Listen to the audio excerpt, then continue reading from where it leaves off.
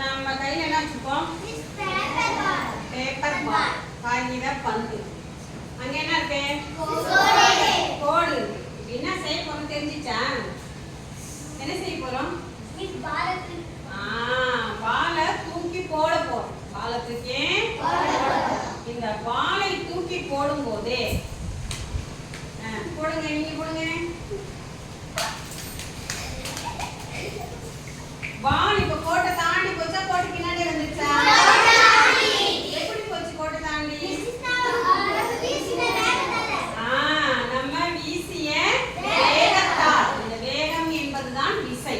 வேகம் என்பதுதான் ஒரு பொருள் நகரணும் அப்படின்னா அங்கே விசை செயல்படுகிறது அப்படின்னு அர்த்தம். சரியா? எந்த பொருளா இருந்தாலும் சரி. இப்ப இந்த டேபிள் எப்படி நவுத்தணும்னாலும் இந்த இழு விசை பயன்படுது. இழுக்குறோம் அப்படின்னா இழு விசை பயன்படுது. அப்ப ஒரு பொருளை நாம நகர்த்தும் போதோ அல்லது அதை எடுத்து வைக்கும் போதோ அங்க ஒரு விசை செயல்படுகிறது. இது வேலை.